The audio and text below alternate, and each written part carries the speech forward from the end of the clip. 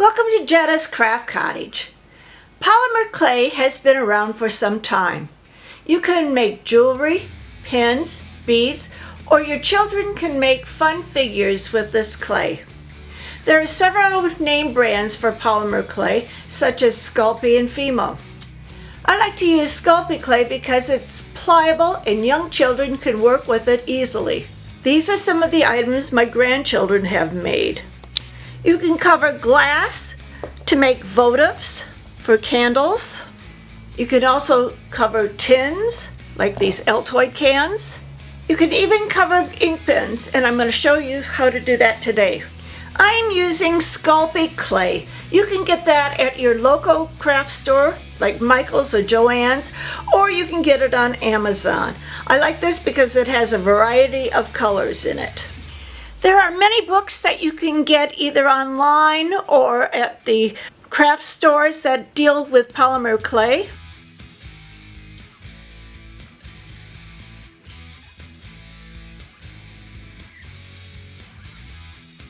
The tools I use for polymer clay are designated only for the clay. A pasta machine, brayers, rollers, cutting tools, a garlic press, some mats that I work on, and even little trays that I put in the oven. These are all designated just for the clay. Even though the packages will say the clay is non-toxic, all the books that I have say not to use the items you cook or bake in with the clay. So I have covered these cardboard pieces with tin foil. So that's going to go into my little oven. Also, you need to wash your hands thoroughly when you're done using the clay. We want to decorate these ink pens. The first thing I want to do is get an ink pen. And I find that the big pens are the best because you can grab the ink out of it. You're going to pull it and just twist it and take it out. You do not want to bake the pens with the ink in it. So I'm going to set this aside. You will not be using the cap. I'm using a laminated mat here. You can use a placemat or a plexiglass. The clay most of the time comes in a big chunk like this, and you want to cut off. You don't want to be trying to mold this whole big piece. You want to do it in small pieces. This is my cutting tool, which is used for polymer clay. There's some ridges here. I'm going to cut off one ridge. Set the rest aside. Now you want to start softening your clay. So I'm going to start with the dark blue, and it's kind of stiff right now, but the heat of your hands will get it nice and pliable.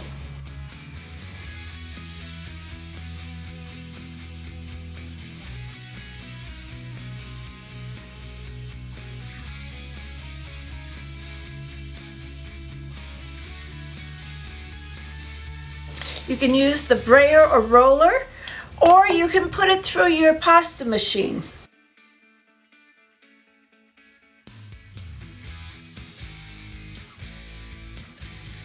So it's coming out smooth. Now I'm going to do it to the other pieces also.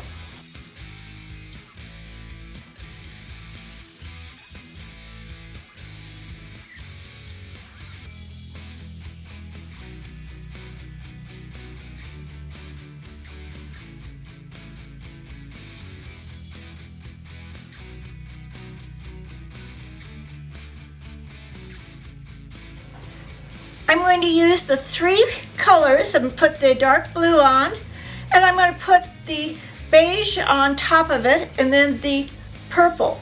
And I am going to cut away. I'm going to make a nice rectangle.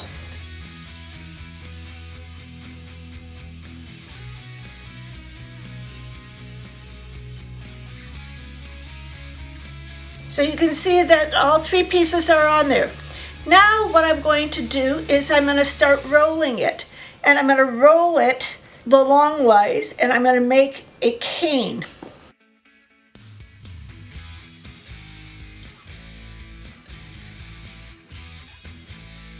Make it nice and tight. I'm going to put my green I'm going to soften that up also.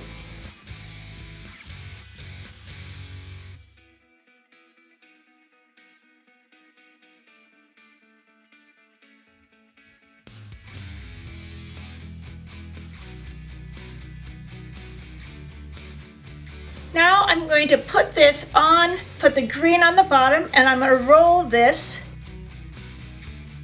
cut off the edge. So this is going to be a cover for it.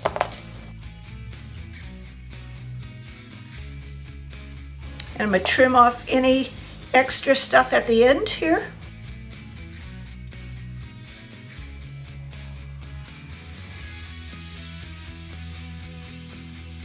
You'll see that it's got a little cover around it and then the swirls are inside, but we want it to be really tight.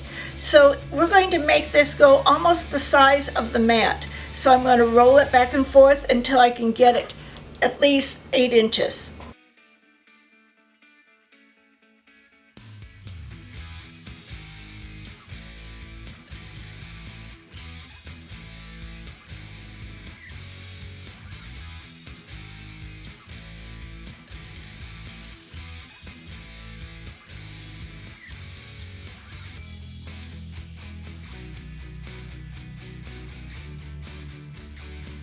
Going to cut it, and now you can see what the inside looks like, which is really pretty. You can see the difference in the size of this cane here that hasn't been rolled out and this cane that has.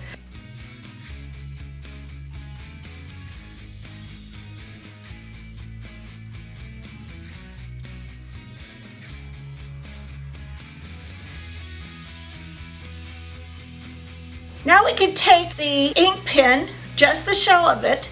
We're going to start at the very back, placing the clay on and pressing in hard. You want all these pieces to be butted up to each other.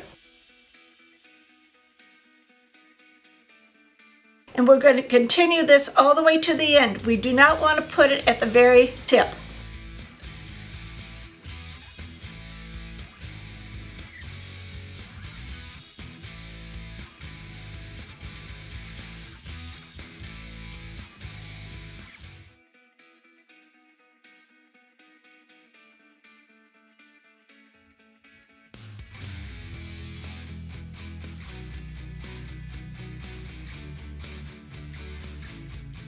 Roll it periodically to smooth it out.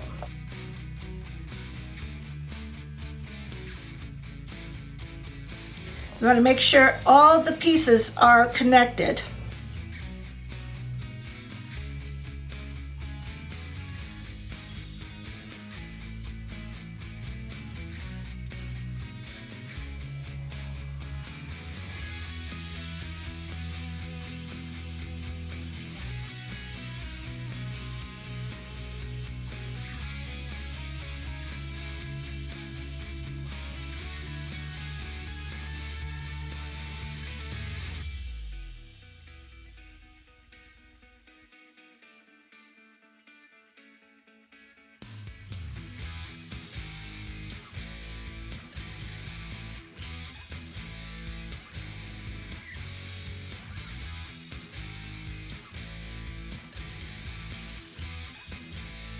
Roll the pen on your mat until it's nice and smooth. You might have a little overlap where the tip of the pin is, so trim that off with your knife. Now I'm going to put it in a toaster oven or your regular oven, but make sure you have something that is covered, like the tin foil. And I'm going to put it in for about 25 minutes at 275. While you're waiting for your items to be baked, just wipe off your tools with either a paper towel or a soft cloth. Your clay does not dry out, so you can put it just in plastic bags and it'll be fine.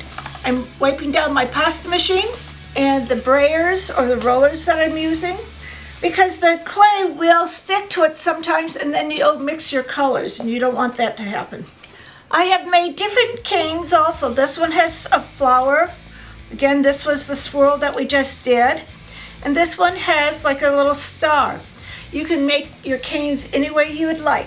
This is the pen that I took out. It's a little warm right now, but I want to buff it up. So if I had a pair of jeans on, I'd just rub it along my leg and do it. But otherwise, I'm just going to shine it up by using the denim and rub it back and forth.